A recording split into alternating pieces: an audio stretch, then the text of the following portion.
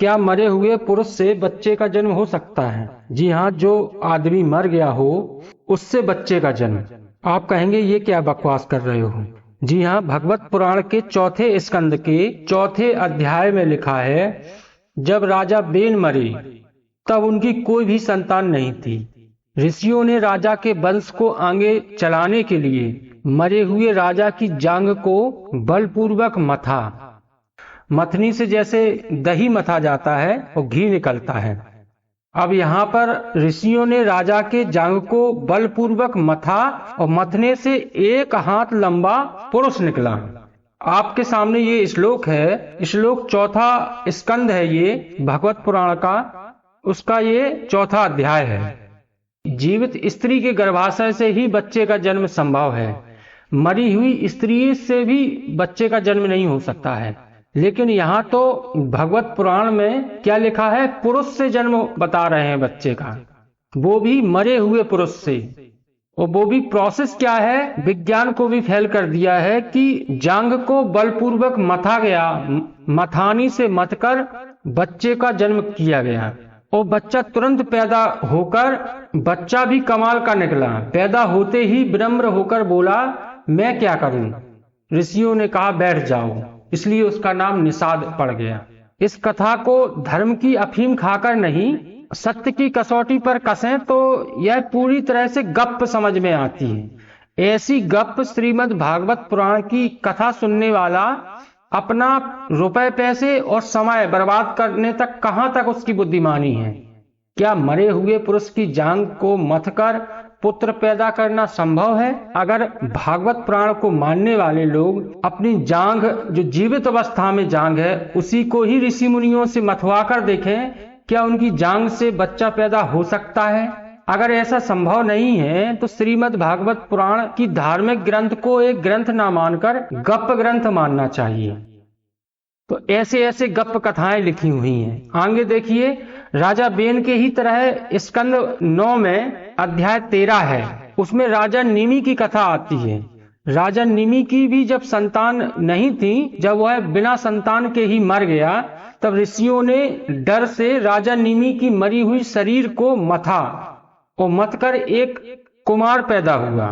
मंथन से पैदा होने के कारण मिथिल कहलाया। तो ऐसी ऐसी गप्प लिखी हुई हैं कि जिसको विश्वास करना बिल्कुल असंभव है। आगे देखिए, ये भगवत पुराण का स्कंद 9 ही है, अध्याय 6 है। इसमें श्लोक नंबर 25, 26, 27, 28 और 30। इसमें क्या लिख रहे हैं कि युवनासव नामक राजा बिना संतान के दुखी होकर अपनी 100 स्त्रियों को वन में लेके चला गया। जब उसको कोई संतान नहीं हुई तो आप अपनी 100 स्त्रियों को लेकर वन में चला गया और वन में कृपालु ऋषियों ने इंद्र यज्ञ किया। वन में कृपालु ऋषियों ने इंद्र यज्ञ किया।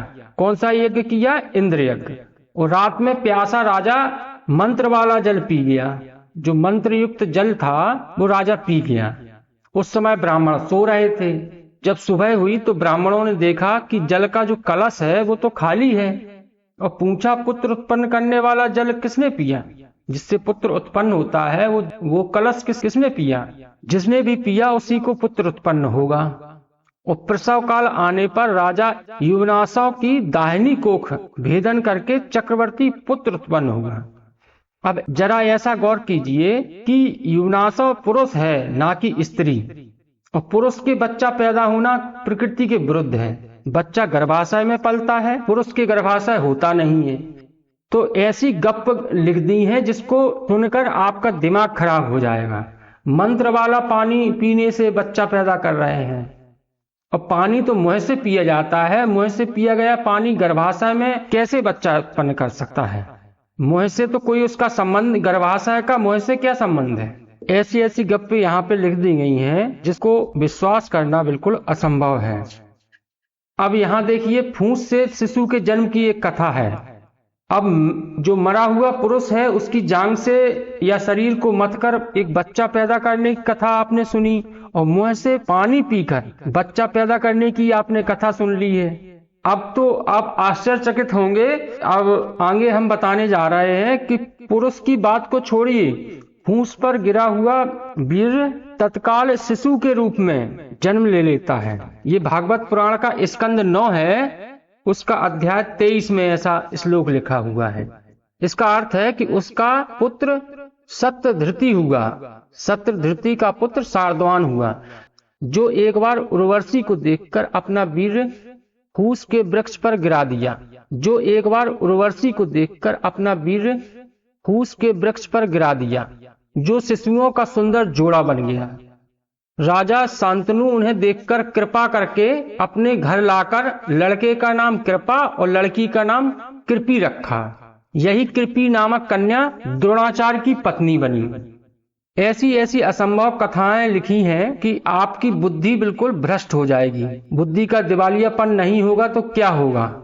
तो साथियों, ऐसी कथाएं सुनने से आपका समय, धन, तमाम चीजें नष्ट होती हैं, बुद्धि भी भ्रष्ट होती है। तो ऐसी कथाएं आप ना सुनिए। आप स्वयं स्वाविवेक से इस बात को समझिए कि ये गप्प कहाँ तक सही है और कहाँ तक गलत है।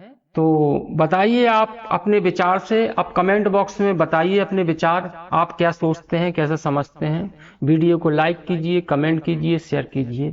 Thank you.